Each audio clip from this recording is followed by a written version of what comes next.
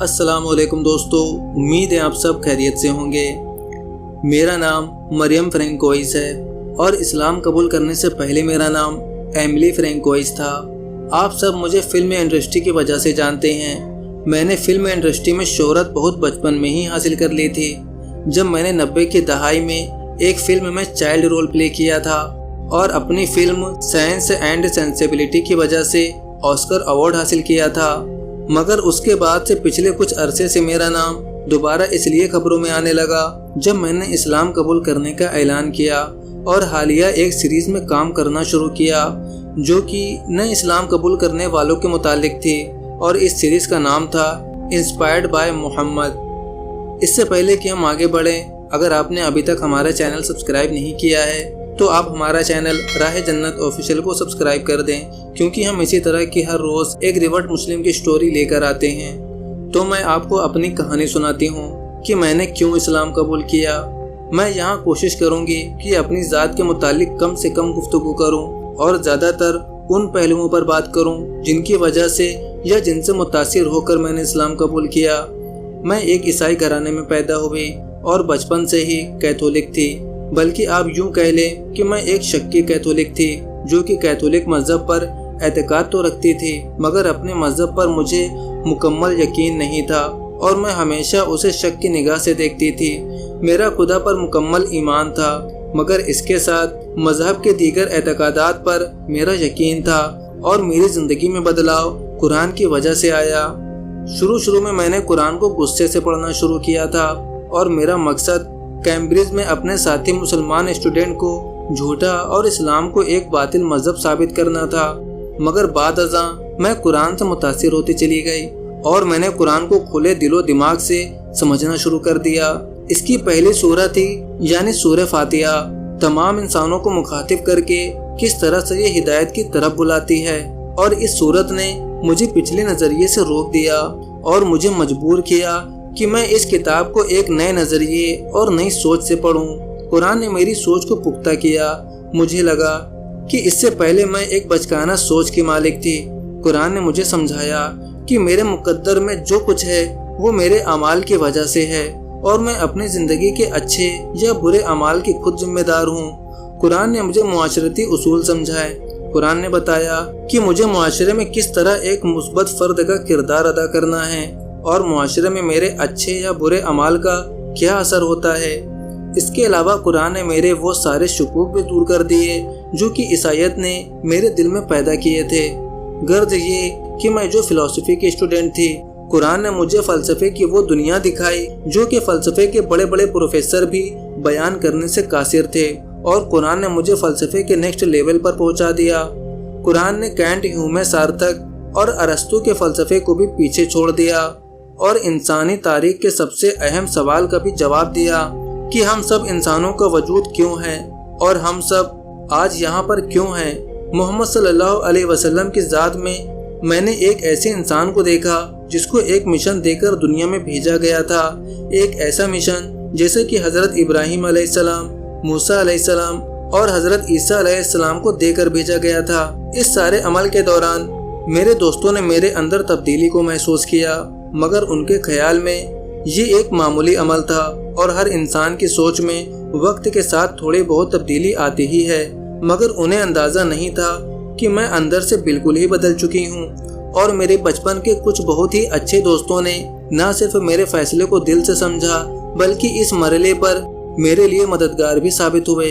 मैं यहाँ एक बात कहना चाहूँगी कि जहाँ एक तरफ इस्लाम बरतानिया में तेज़ी से फैलने वाला मज़हब है और पिछले साल के अदाद शुमार के मुताबिक 70,000 से ज़ायद बरतानवी शहरियों ने पिछले 5 सालों में इस्लाम को कबूल किया है, जिनमें से अक्सरियत ख़वातीन की है, मगर माजरत के साथ बरतानवी मुस्लिम कम्युनिटी में शदीद कमी पाई जाती है।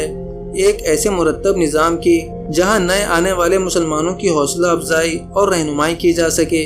अगरचे चंद एक तंजीमें ये काम कर रही हैं, मगर मसाजिद बड़े पैमाने पर ये काम कर सकती हैं, मगर मसाजिद की तरफ से इस तरह की कम्युनिटी एक्टिविटी का शदीद योगदान है। और मैं तवज्जो दिलाना चाहूँगी कि बरतानवी मुसलमान को इस तरफ भी ध्यान देना चाहिए। हमें ज़रूरत है कि हम बरतानवी मुआशरे में इस्लाम को उसकी असल हकीकत के साथ उजागर करें تاکہ معاشرے میں پھیلے اس غلط تعصب کو ختم کیا جا سکے۔ میں جب یونیورسٹی میں تھی اور فلسفی کی اسٹوڈنٹ تھی تو ہمارے ساتھ بہت سارے الجیریا اور مراکش سے تعلق رکھنے والے اسٹوڈنٹس بھی تھے، اور یہ 2000 سے 2003 کے درمیان کی بات ہے کہ پھر اچانک 9/11 کا واقعہ ہو گیا اور ان سارے مراکش اور الجیریا سے تعلق رکھنے والے طلبہ کی شناخت یکدم تبدیل ہو گئی اور ان سب کو کلاس میں مسلمانوں کے بطور بالکل الگ اور مختلف طریقے سے ٹریٹ کیا جانے لگا۔ یہ وہ وقت تھا جب میں نے اپنے دوست کو سمجھانے کی کوشش کی کہ تم ایسے مذہب کی حمایت کیسے کر سکتے ہو جو کہ انسانیت کا قاتل ہے۔ بہرحال اس کے بعد جو کچھ ہوا وہ میں آپ کو پہلے بیان کر چکی ہوں۔ یہاں میں ایک چیز اور بیان کروں کہ میرے مسلم کلاس فیلوز نے میری سوچ کی تبدیلی میں بہت اہم کردار ادا کیا۔ انہوں نے مجھے اسلام قبول کرنے کی دعوت تو نہیں دی، مگر انہوں نے اسلام اور مسلمانوں کے متعلق میری سوچ کو مکمل بدل کر رکھ دیا۔ ان سب میں سب سے اہم کردار سینیگل کی کچھ فیمیل مسلم اسٹوڈنٹس نے کیا، جنہوں نے اسلام میں عورت کے مقام کے متعلق میرے تمام منفی خیالات کو بدل کر رکھ دیا، اور انہوں نے حجاب میں رہتے ہوئے مجھے سکھایا کہ اسلام میں عورت کا اصل مقام اور کردار کیا ہے، اور انہوں نے میرے اسلام مخالف نظریات کو بدلنے میں بہت ہی اہم کردار ادا کیا۔ وہ نہ صرف عملی طور پر بہترین مسلمان خواتین کی جیتی جاگتی تصویر تھیں، بلکہ ان کی اسلام کے متعلق معلومات بھی شاندار تھی۔ میں یہاں قرآن کے متعلق ایک بات کہوں گی، یہ اگرچہ ایک کتاب ہی ہے مگر یہ کتاب نہیں ہے، یہ دراصل ایک پیغام ہے، بلکہ یوں کہہ لیجئے کہ اللہ کی طرف سے انسانوں کے لیے زندگی گزارنے کا ایک مکمل لاہ عمل ہے۔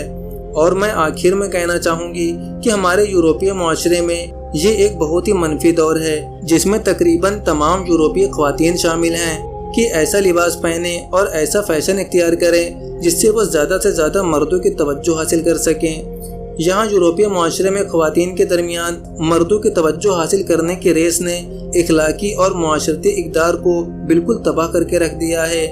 میری سینیگل والے دوستوں نے شروع میں مجھے قائل کیا کہ عورت کو اپنے جسم خد و خال نمایاں کر کے توجہ لینا دراصل عورت کا ایک اپنے کردار سے نیچے گرنا ہے، اور یہ بہت ہی چیپ اور چھچوری حرکت ہے۔ انہوں نے مجھے شروع میں بندانہ پہننے کا مشورہ دیا، جو کہ اسکارف کی طرح کا سر کو ڈھانکنے والا ایک روایتی رومال ہے، مگر وہ ایک مکمل حجاب نہیں ہے۔